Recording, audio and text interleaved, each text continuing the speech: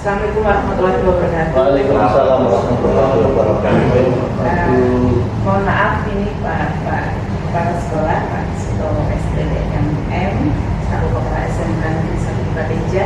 Kami berempat mengganggu waktunya Bapak, di mana sebelumnya kami dari CGP Anak 6 SMK Negeri 1 Bateja, saya Bu Roni, Dina, Mas Asis dan Pak Heru, ada satu tugas Pak, di mana di modul 3.1, di mana untuk materinya yaitu pengambilan keputusan berbasis nilai-nilai kebajikan sebagai pemimpin, dan tugas tersebut adalah wawancara dan refleksi dari hasil wawancara dan sekolah. Oleh karena itu hari ini Senin 12 Februari 2022 kami berempat termasuk mewawancarai Bapak sebagai Kepala Sekolah SMK Negeri 1 Bateja, di mana pertanyaan pertama itu tentang dilema etika dan dilema dan rujukan moral, di mana dilema etika itu adalah benar vs benar, itu di mana di situ adalah situasi yang terjadi ketika seseorang harus memilih antara dua pilihan, di mana kedua pilihan secara moral itu benar tetapi bertentangan, dan tentunya itu sering sekali Bapak alami mungkin sebagai seorang kepala sekolah di SMK Negeri 1 Bateja dan sebelumnya nih Pak di sekolah yang lain seperti itu. Sedangkan rujukan moral itu situasi yang terjadi ketika seseorang harus membuat keputusan antara benar dan salah. Dan mohon maaf Pak, ini kami memberi pertanyaan kepada Bapak. Jadi selama ini bagaimanakah Bapak sebagai kepala sekolah itu dapat mengidentifikasi kasus-kasus yang merupakan dilema etika atau rujukan moral? Terima kasih Bu Roni, Pak Asis, Pak Heru.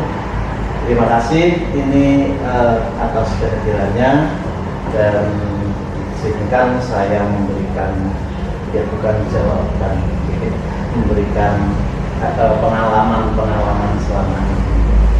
Jadi memang banyak masalah yang itu sulit untuk diputuskan karena dua-duanya sama benarnya, bahkan yang satu nampaknya salah saja kadang-kadang kita juga sulit untuk memutuskan. Yang pertama, ketika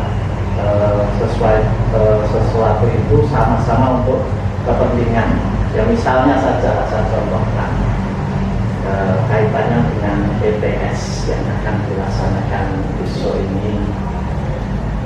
Secara aturan di PTS itu adalah tugas guru, dilaksanakan pada minggu ke-8 setelah pembelajaran berlangsung 8 atau 9 minggu. Kemudian kita laksanakan seperti biasanya dilaksanakan secara terpotong, sehingga ada sesuatu yang mesti harus dibiayai oleh sekolah. Tapi ternyata saat ini itu tidak tercover oleh RKAS, oleh Kementerian, harus dilaksanakan. Kemudian ada dilema antara dilaksanakan oleh guru masing-masing tanpa ada kegiatan terprogram, atau dilaksanakan seperti biasanya. Kalau dilaksanakan seperti biasanya, kita berbentur pada tidak ada aturan, dan pada saatnya ketika pelaksanaan kita sudah biasa ada hal-hal yang mesti harus kita pilih, itu tidak bisa kita pilih.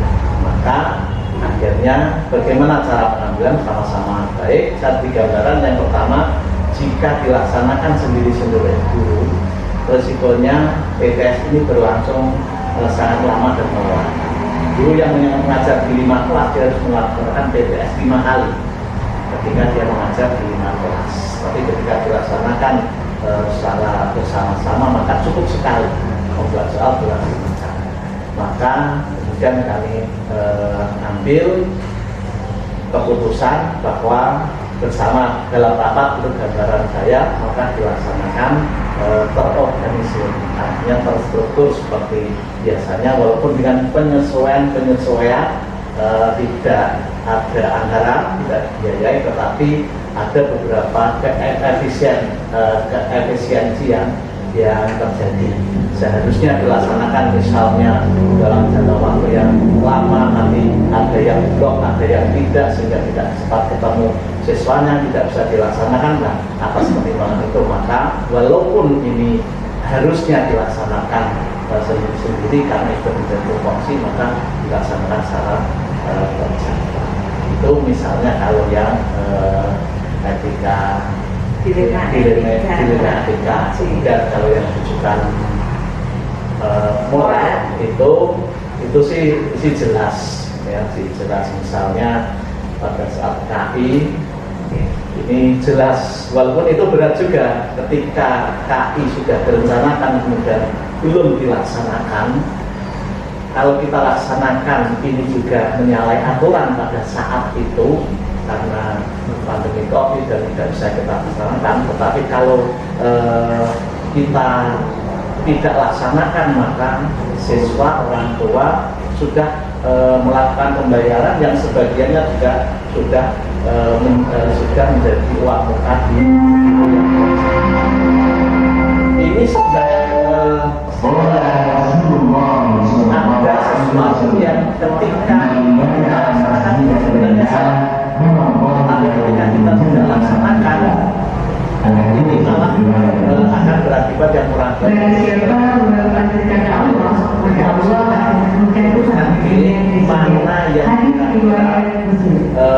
mengandung resiko kemudian yang resiko yang lebih besar ini kita sudah lalui, karena resiko kita nama baik sekolah, orang tua dan siswa, dan resiko yang ada resiko sama, tapi resiko ini bisa kita minimalisir dalam arti ketika kita tetap laksanakan, ada yang bisa kita usahakan agar pelaksanaannya itu tetap aman, pelaksanaannya itu tetap baik sesuai dengan rencananya dulu, dan di hadapan orang tua resiko terhadap sekolah ini menjadi lebih kecil. Itu kira-kira itu. Terima kasih Bapak.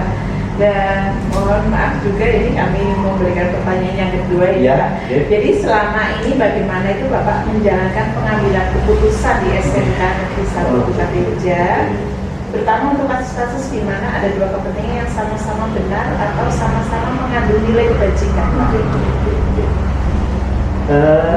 Yang penting mengambil keputusan itu adalah seni, tidak ada benar atau salah, tetapi adanya tepat atau tidak sesuai dengan situasi dan kondisi pada saatnya.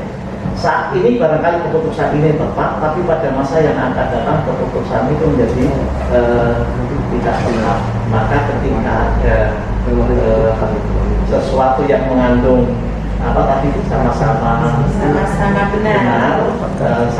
benar, maka kita lihat kondisi pada saat sekarang ini seperti apa, pada saat ini bagaimana. Ya misalnya saja ketika sebelumnya sebelumnya ketika saya di Karangjerbu dalam kondisi sama-sama benar, yang satu sisi sekolahnya siswanya sedikit karena memang kita belum punya lahan, tapi di satu sisi kita juga harus menambah siswa karena masih banyak siswa yang belum bisa terlayani. Ini sama-sama ketika kita akan menambah, maka resikonya kita tidak punya tempat. Ketika kita membiarkan, maka apa fungsinya pendidikan di situ kalau tidak bisa menjadi tempat belajar bagi para siswa. Nah, yang kita ambil keputusannya adalah, karena ini sama-sama benar, adalah kita mencoba untuk secara berangsur-angsur tetap ini bisa melayani sesuai dengan fungsi sekolah, karena sekolah itu hadir walaupun dengan segala keterbatasannya. Sekolah itu hadir harus bisa melayani siswa. Nah, bagaimana agar bisa melayani? Maka ada beberapa yang kemudian kita sesuaikan. Jika ruangnya kurang, maka kondisi darurat kita buat siswa itu semi PJJ. Kalau yang masuk pagi, maka siangnya jam 11 pulang, dilanjutkan tetap pembelajarannya, tapi PJJ setelah sampai di rumah. Begitu juga yang masuk siang, maka paginya jam 7 anak sudah standby tapi di rumah dengan PJJ, sehingga keterbatasan ruang ini bisa diatasi. Memang kurang ideal, tetapi daripada tidak sama sekali siswa tidak terlayani, maka ini saya kira lebih baik seperti itu. Nah, kira-kira seperti itu dulu. Pengambilan keputusan dan kasus-kasus yang ada di lapangan ini Pak, yang tentunya yang harus dititik beratkan adalah bermanfaat untuk masyarakat dan sekitarnya Pak. Oke, itu pertanyaan dari kami Pak. Berikutnya. Saya dari Pak dari yang saya tangkap tadi untuk pengambilan keputusan itu disesuaikan dengan kondisi Pak, disesuaikan kondisi baik waktunya maupun situasi. Nah ini untuk prosedur seperti apa yang sudah atau biasa dilakukan di sekolah atau di sekolah? Ya, setiap ada sesuatu yang perlu kita putuskan, maka ya sebenarnya kita mengumpulkan, kita tahu aturannya dulu, aturan secara tertulis itu seperti apa, mesti kita tidak boleh keluar dari regulasi yang ada. Kemudian kita coba kumpulkan informasi. Ini kaitannya kalau sekolah secara umum, kalau kaitannya dengan pribadi seseorang ya mungkin akan lain lagi. Kita kumpulkan informasi bagaimana sebenarnya permasalahan tersebut. Bagaimana sebenarnya permasalahan tersebut, kita kumpulkan informasi, kita coba koordinasi dengan orang-orang ya mungkin di manajemen itu yang tahu, lalu pada saat kita nanti kita putuskan ambil keputusan itu. Tapi tidak secara pribadi pimpinan mengambil keputusan, tetapi prosedurnya ya tetap kita bertahan pada aturan dan kita lihat fakta di lapangan, realita yang ada seperti apa sebenarnya, informasi juga untuk mengambil keputusan. Jadi ada Ada ini. Ini saya lihat dari semua yang sudah mengajukan ini yang paling efektif itu yang seperti apa? Iya, efektif tidak efektif ini ya memang sesuai dengan kondisi situasi dan kondisi itu. Situasi dan kondisi. Jadi ada saatnya A itu tepat pada saat ini, tapi bisa saja tidak tepat pada masa yang akan datang. Jadi efektif tidak efektif itu tetap sesuai dengan situasi dan kondisi. Itu. Tapi disesuaikan. Iya. Iya, pertimbangan. Oke, sebetulnya pertanyaan dari saya sebelum lanjut. Pak Aziz. Terima kasih. Lanjut dengan konten tadi Pak. Iya. Jadi dengan prosedur yang ditetapkan itu ada pedomani aturan gitu Pak. Iya. Kemudian dari informasi, kemudian koordinasi dan memutuskan. Iya. Dari hal tersebut tentunya ujungnya itu di keputusan di Pak. Iya. Dalam proses pengambilan keputusan barangkali tantangannya yang dihadapi pada proses pengambilan keputusan. Tantangan yang dihadapi itu biasanya ada mungkin bisa saja ini ada unsur kepentingan pribadi, bisa saja. Kemudian bisa saja ada unsur kasihan, kasihan itu juga bisa terjadi. Jadi akan mengambil keputusan, kasihan nanti seperti apa. Kemudian juga ada yang bisa menjadi penghambat itu, jangan-jangan ini akan malah justru menjadi masalah baru, mungkin menyinggung perasaan atau yang menyinggung perasaan yang menyebabkan dari keputusan itu malah justru menyebabkan orang ini menjadi masalah baru. Tidak mutung bahasa Jawanya. Bisa saja itu harus kita pertimbangkan itu, hal-hal yang seperti itu harus kita pertimbangkan. Begitu kira-kira nanti bisa dilanjut menurut Gimana ini? Terus kemudian ini Pak, apa namanya, dalam proses pun apakah Bapak menerapkan penjadwalan Pak? Mungkin hari ini menuntaskan yang apa dulu dan seterusnya dalam proses pengambilan keputusan tadi. Pada prinsipnya kita mengambil keputusan itu sesuai dengan kebutuhan waktunya, tetapi kan ada permasalahan-permasalahan yang muncul, maka kita prioritas mana yang lebih mendesak yang harus segera diputuskan. Itu yang prioritasnya seperti penjadwalannya itu lebih kadang-kadang kepada tepat atau tidaknya situasi dan kondisi kita adil pada saat itu. Ya, misalnya harus memutuskan sesuatu yang ada jenis iurannya, ada jenis pembayarannya, maka kita lihat dulu apakah misal itu iuran teman-teman, entah kegiatan apa dan iurannya umpamanya, maka ini harus kita lakukan apakah saat itu sedang tanggal muda atau tanggal tua. Yang kedua, kita ada GTT, ada P3K, ada PNS. Kita tahu saat GTT itu gajinya tidak mesti lancar tiap bulan. Kita mengambil keputusan itu pada saat gajinya belum keluar, maka ini menjadi keputusan itu menjadi kurang pas. Jadi penjadwalan itu lebih melihat kepada situasi dan kondisi. Prioritas ketempatan dan situasi. Iya. Terima kasih Pak, itu dari saya. Lanjut. Pak ada dulu. Terima kasih Pak Sutowo. Iya, begitu. Mau ini izin Pak Sutowo. Terkait dengan pengambilan keputusan yang diambil Pak Sutowo, pernah nggak Pak Sutowo ini juga minta pendapat dari seseorang? Iya. Yang mungkin saat itu kita lagi kadang-kadang lagi samain Pak Sutowo situasi dan kondisi. Iya. Kita mengalami sebuah dilematika, tapi mungkin mau izin Pak, ada faktor internal kita juga. Yang mungkin kesulitan ini mungkin Pak.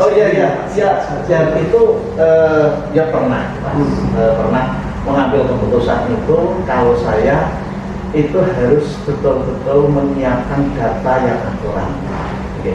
Data-data yang akurat, dan data ini bisa saya peroleh dari rekam jejaknya. Ya misal ada seorang X yang misalnya ya dia kurang disiplin atau mungkin dia menjadi troublemaker atau apa gitu, maka saya itu harus lengkap datanya. Dan data ini yang pertama ada data yang autentik. Data autentik itu saya lihat bagaimana keluarganya. Maka saya minta di BU, tolong saya minta akte keluarganya. Saya minta fotokopi surat nikahnya dan lain-lain, track recordnya saya minta. Kemudian saya juga minta pertimbangan orang yang tahu kalau ini berkaitan dengan pegawaian, maka saya akan minta kepada yang bagian pegawaian, katakanlah saya misalnya Mas Mus, ada Mas Garu, saya panggil ke sini, seperti apa orang ini kaitannya dengan pegawaian, saya minta breakout jadwal, absensi dan lain-lain. Selain itu, saya juga melihat orang dekatnya ini siapa. Walaupun mungkin itu sedapat mungkin jangan sampai orang lain tahu, tetapi itu saya ambil. Dan saya biasanya ya tidak langsung to the point sini terus nanti saja cerita yang lain dulu sampai ke arah situlah. Ini menjadi dasar Pak Heru kami mengambil keputusan. Kalau yang berkaitan dengan sekolah, lebih banyak yang saya minta pertimbangannya adalah di manajemen. Itu lebih banyak kalau kaitannya dengan kegiatan sekolah. Tapi jadi atau pembiayaan seseorang itu ya tidak mesti saya minta kepada manajemen. Mungkin Pak Sutowo, pertanyaan terakhir Pak Sutowo dari kami ini terkait dari semua hal yang telah disampaikan oleh Pak Sutowo. Kira-kira pembelajaran atau pengalaman apa yang didapat dari Pak Sutowo ini terkait dengan keputusan yang telah Pak Sutowo ambil Pak Sutowo? Yang pengalamannya mau tidak mau seorang pimpinan harus mengambil keputusan, dan itu pada saat tertentu harus dengan cepat mengambil keputusan walaupun dalam tanda petik kurang tepat. atau bahkan mungkin salah atau tidak populer, tapi harus segera diambil. Apalagi kalau itu terjadi konflik, ada konflik kepentingan di antara beberapa orang atau kelompok orang, maka pimpinan harus segera mengambil keputusan dengan cepat, walaupun dalam tanda petik salah. Ketika kita salah, maka kita tahu akan segera memperbaiki kesalahan itu.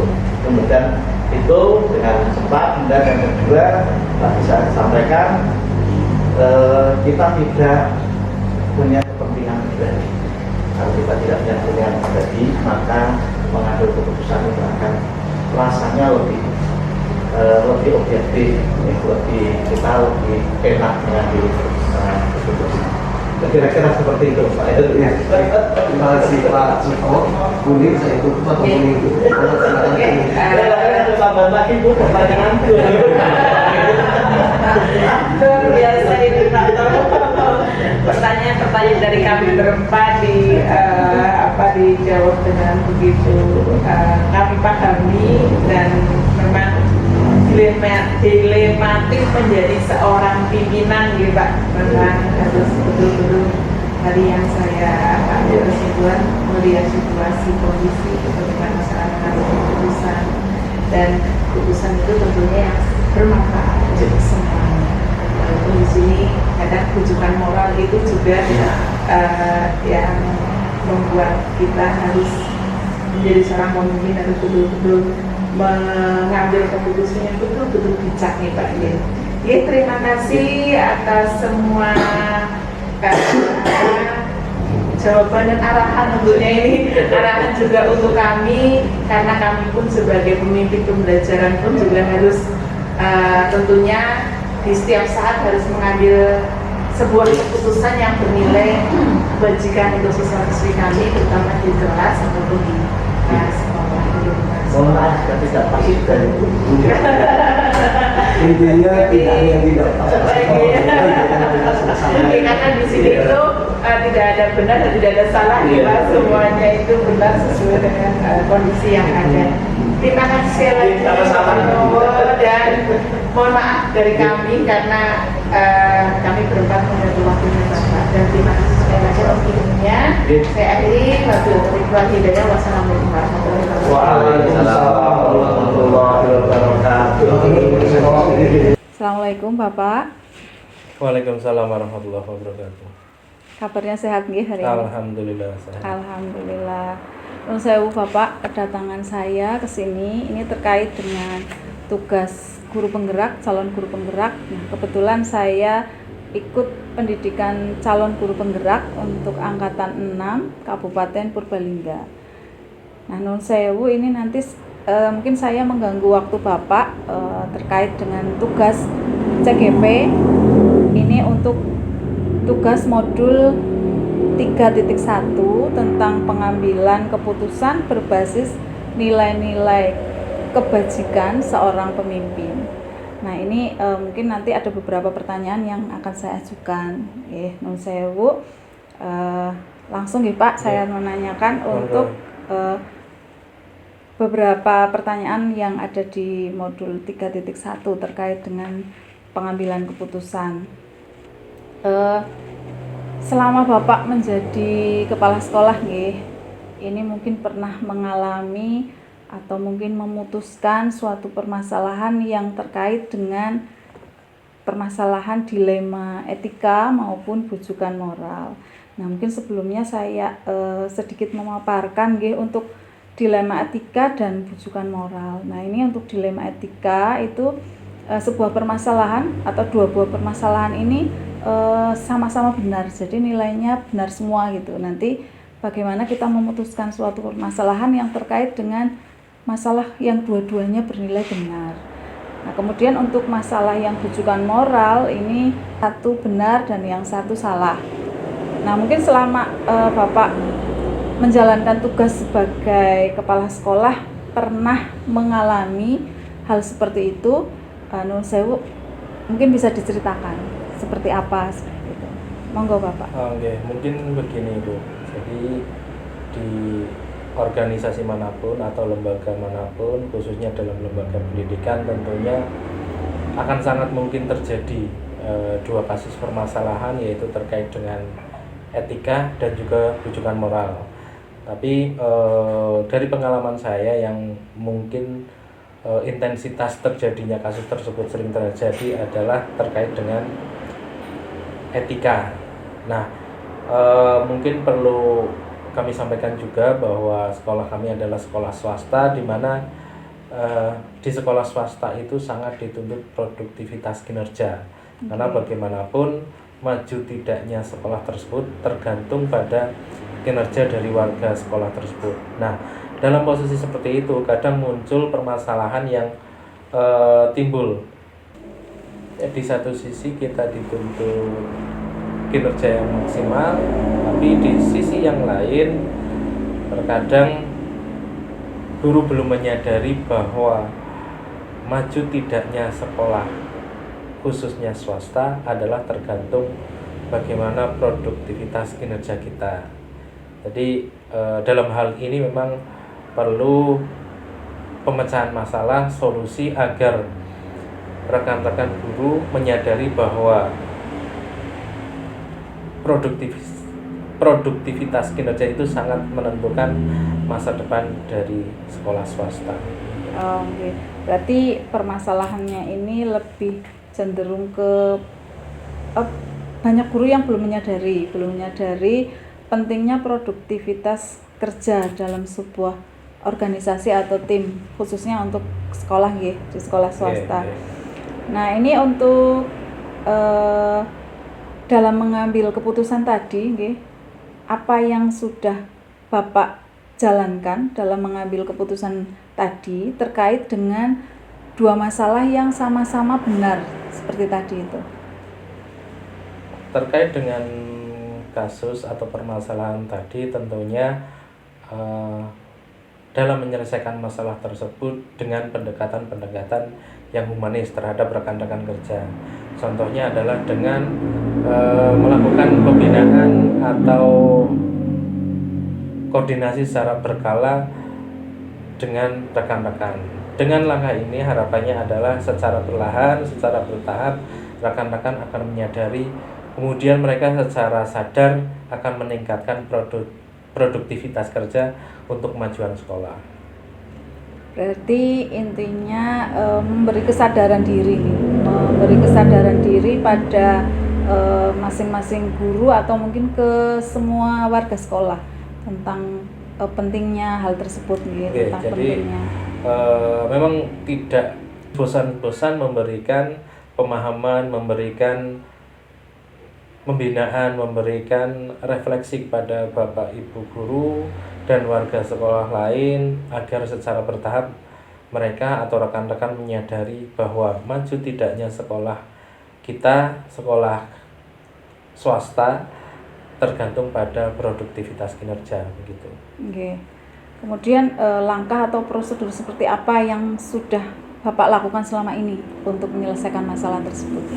Masalah-masalah terkait dengan etika itu biasanya saya menggali informasi dari berbagai sumber. Kemudian setelah mendapatkan informasi dari berbagai sumber, kemudian kita coba analisa bersama dengan tim manajemen sekolah. Kemudian kita menggali sumber-sumber tersebut, informasi tersebut, kemudian kita analisa dari berbagai sudut pandang, kemudian kita musyawarahkan dengan tim manajemen sekolah. Harapannya kemudian kita bisa menentukan atau mengambil kebijakan dan keputusan yang tepat terkait permasalahan yang timbul di sekolah.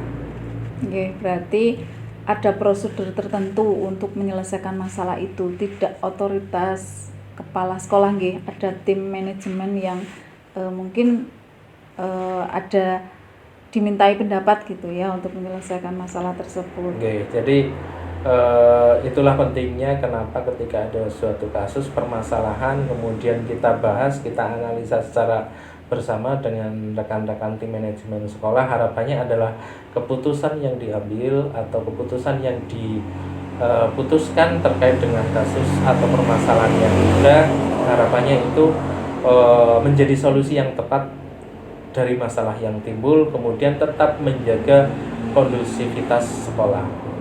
Oh, okay.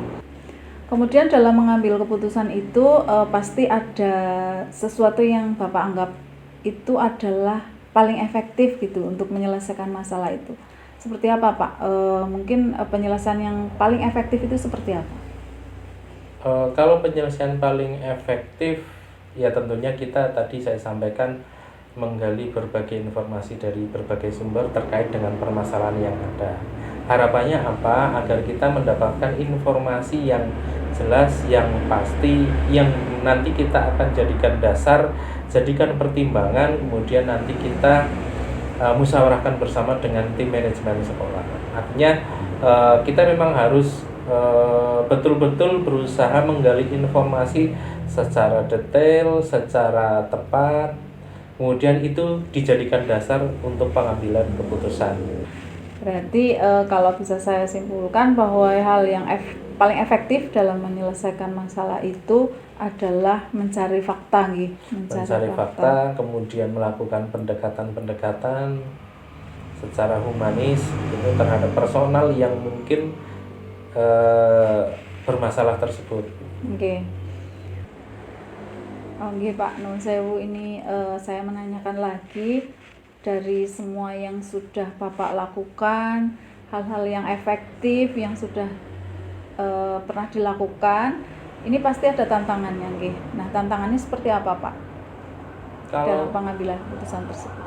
Tantangan yang menurut saya itu agak berat itu dalam organisasi adalah merubah mindset atau pola pikir rekan-rekan. Karena tadi di awal sudah saya sampaikan bahwa maju tidaknya dunia pendidikan, khususnya sekolah swasta, tergantung pada produktivitas kinerja. Bagaimana kita meningkatkan pelayanan kepada siswa, meningkatkan kualitas pembelajaran, meningkatkan pelayanan kepada wali murid dan masyarakat, kemudian meningkatkan juga kebermanfaatan sekolah kepada masyarakat dan lingkungan.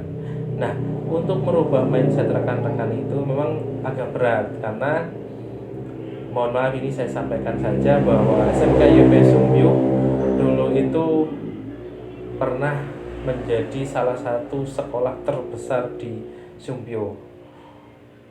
Kemudian dengan berjalannya waktu, perkembangan dunia pendidikan, sekolah-sekolah tingkat SLTA dan SMK kemudian banyak berdiri di lingkungan Sumbyu yang pada akhirnya adalah calon siswa tingkat SLTA itu banyak terbagi di sekolah-sekolah yang baru.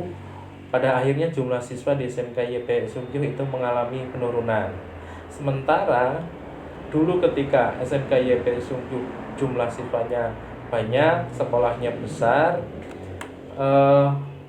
Bapak Ibu guru kemudian sekarang dihadapkan dengan jumlah siswa yang menurun, yang otomatis itu harus memerlukan kerja keras atau kerja ekstra lebih untuk meningkatkan kembali atau mengangkat kembali agar sekolah lebih maju.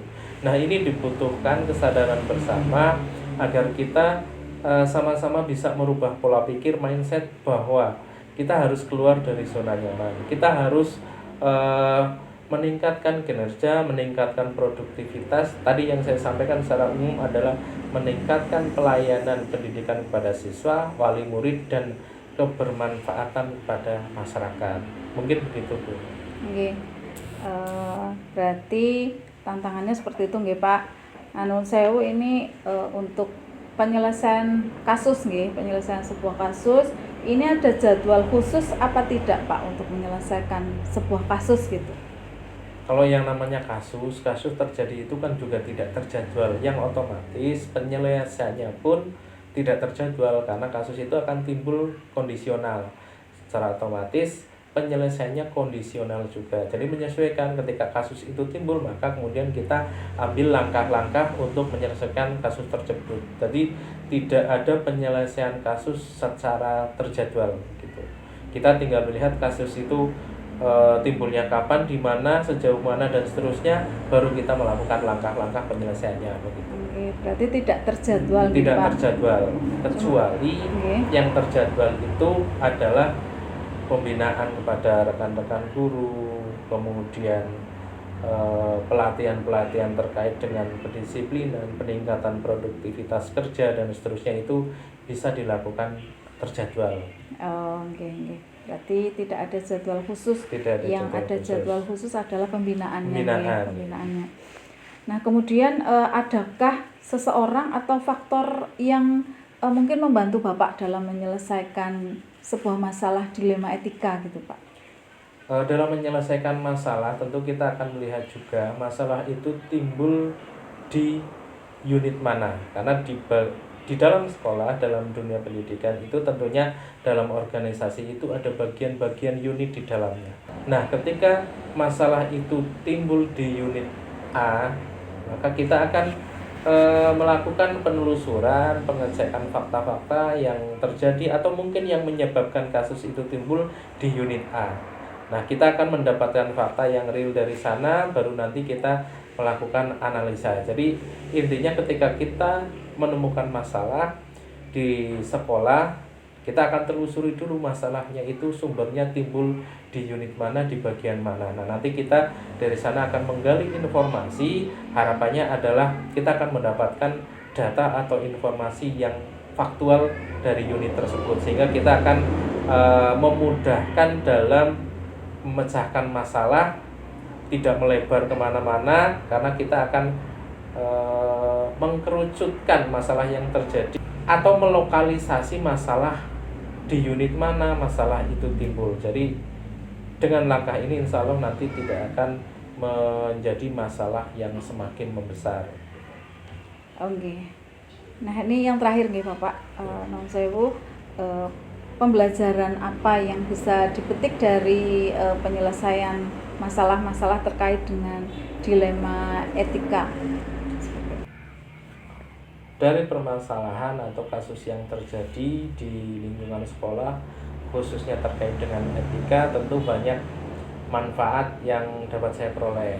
Salah satunya adalah saya mengenal berbagai macam karakter guru dan rekan-rekan.